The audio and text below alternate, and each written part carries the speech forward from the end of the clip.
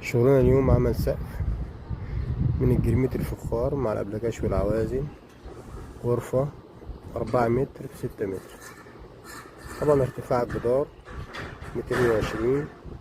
رفعنا احنا 1.30 فوق الجدران علشان نعمل ارتفاع للجدران 3 متر ونص. ولفينا العجال داير ما يدور. وهنبدأ في تنزيل الكاميرات اللي هو الهيكل أول الحديد. طبعا الكاميرات هنا حرف اتش 10 سم.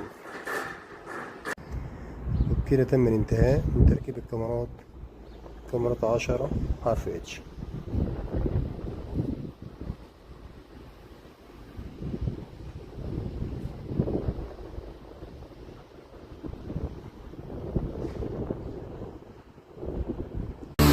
كده تم الانتهاء من تركيب تيوبات 32 ومجرى المية جنب الجدار. والآن بيتم تركيب أبلكاش 9 مليون دولار. وبكده تم الانتهاء من تركيب أبلكاش 9 ملي أندونيسي. والآن بيتم تركيب العازل المائي داتكو فايبر 4 ملي ضغط 160.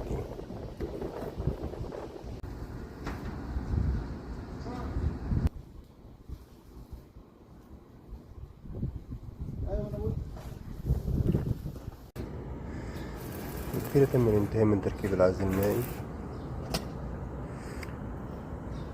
وتحريقه بالنار. والآن بيتم تركيب تيوبات 15-30 للجرميل.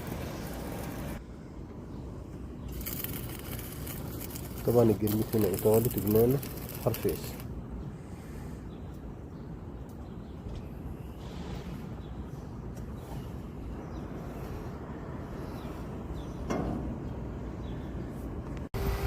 طبعا هنا قصينا في الجدار ودخلنا مجرى المية حرف 5 سم داخل الجدار. وبعدين ركبنا عليه خلطة. وبعدين ركبنا شريحة على الجدار. كده مستحيل المضرب يهرب مياه داخل المبنى.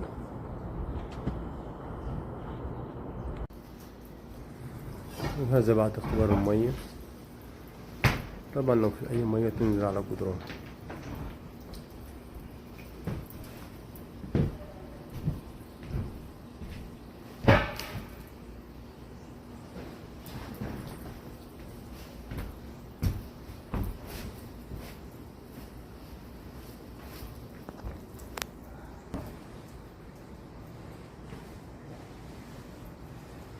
وبكده تم الانتهاء من تركيب تيوبات 15-30. والآن بيتم اختبار المية. ونبدأ في تركيب الجرميد.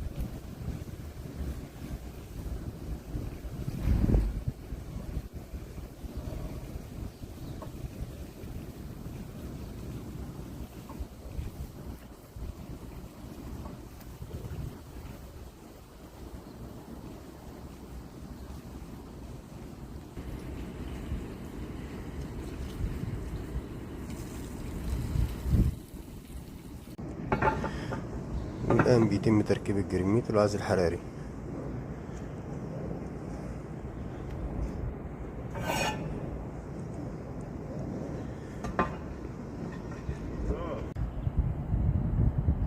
وبكده تم الانتهاء من تركيب الجرميد. والآن بيتم تركيب الزوايا.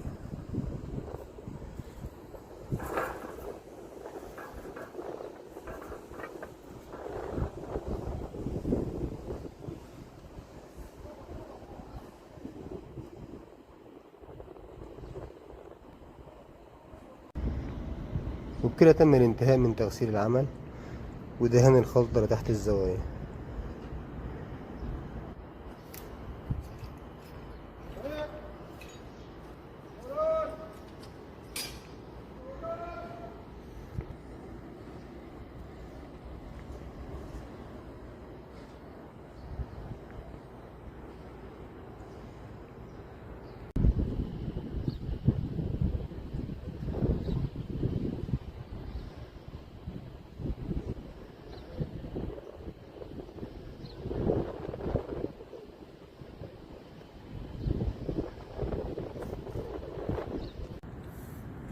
مع عمل لكسان لمنور لحمايته من المية. هذا منور 230 في 220 على شكل هرم، وهذا منور 160 في 200 على شكل ميول. طبعا اللكسان أبيض شفاف علشان يدي إضاءة الداخل.